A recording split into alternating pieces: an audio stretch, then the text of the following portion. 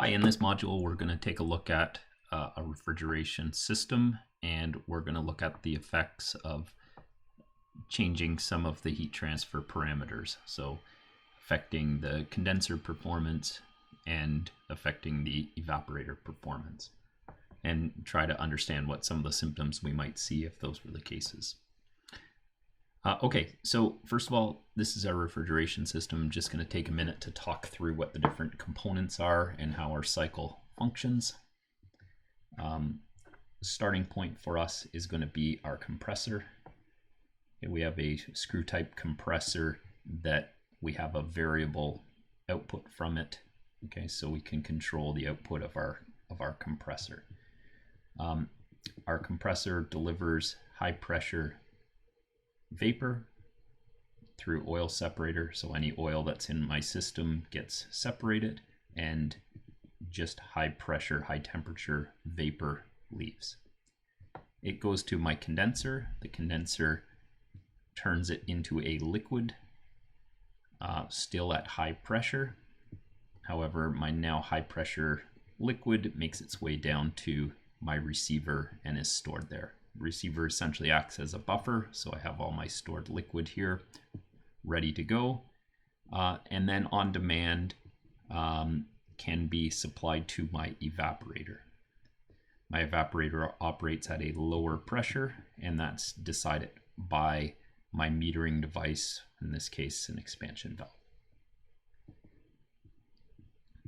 My evaporator turns the liquid into a vapor.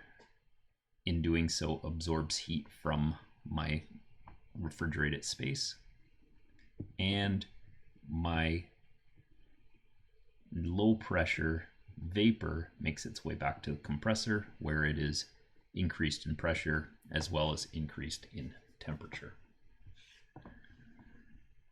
I have two different systems. So my one compressor supplies my freezer, which operates at my lowest pressure level and therefore my lowest evaporator temperature.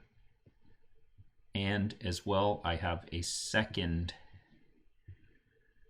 line which goes to my refrigerated space. So this one operates at a higher temperature, and so we have a higher pressure that this evaporator operates at, and that's created by essentially a back pressure system onto that evaporator.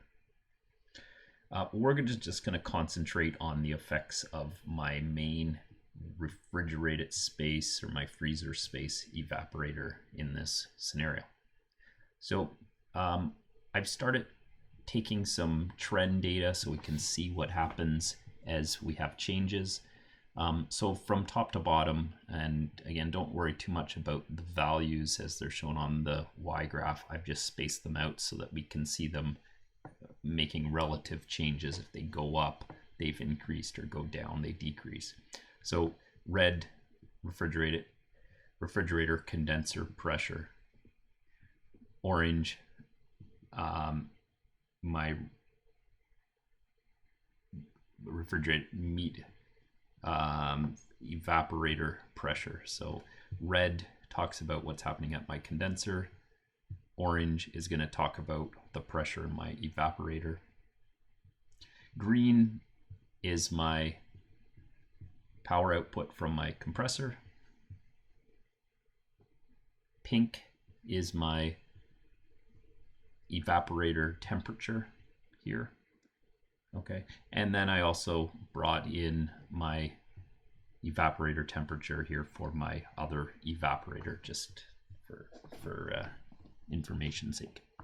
Okay, so first of all, what I'm going to do is just going to plot some normal conditions. So my P high is my condenser, and it's operating, looks like about 9.82 bar of pressure.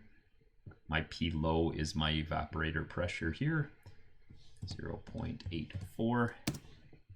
My compressor power looks like it's about 32, so 31.89. My temperature of my sorry, my evaporator. Well, we'll put down my condenser. Just curious about that temperature. 26.06. My temperature of my evaporator in my refrigerated space, so negative 24.91. And I'll put down my temperature of my evaporator in my fridge.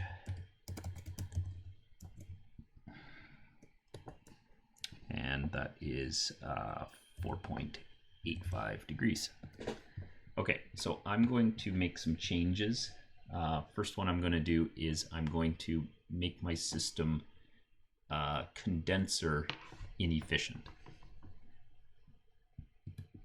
Okay, so what I've done is I've fouled my condenser, so the inside surfaces can't transfer heat to the cooling water as well.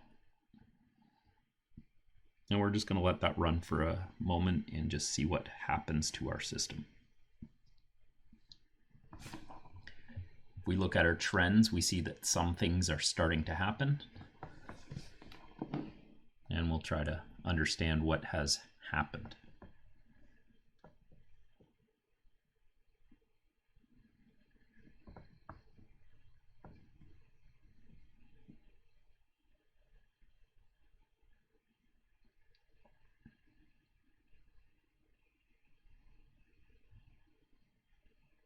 So it appears that my system has started to stabilize at this new operating point.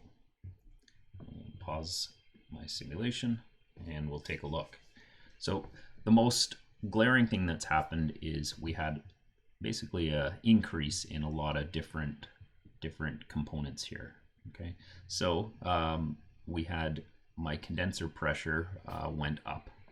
So was 9.8 before, now has increased to 10.34. My pressure in my evaporator has gone up a little bit, 0.86. My compressor power has increased 32.54. My temperature in my condenser has gone up 27.84.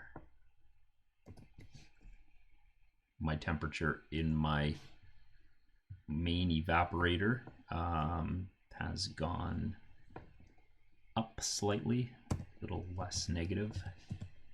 And I guess my evaporator in my fridge has gone up slightly, but pretty much the same. Okay, let's see what happens if I have an opposite effect.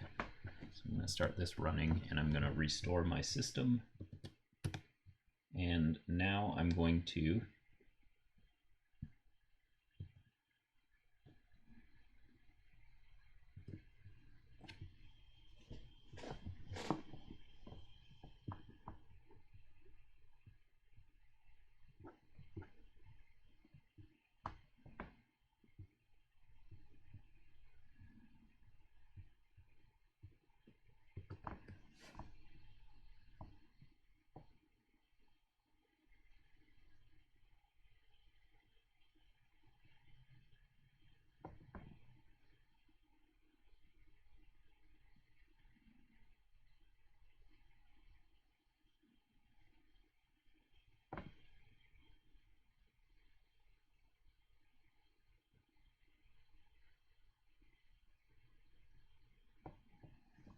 Okay, so we notice quite a significant change to my operating conditions. I've had several of them make a fairly drastic change. Let's plot down some data here.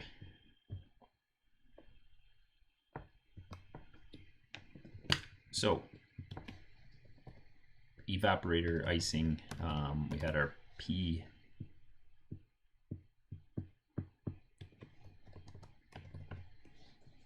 high, this time 8.77. My P low, negative 0.08. Significant drop there. My compressor power, 23.91. My temperature of my condenser, 22.4, my temperature of my evaporator, negative 43.04, and my refrigerated space,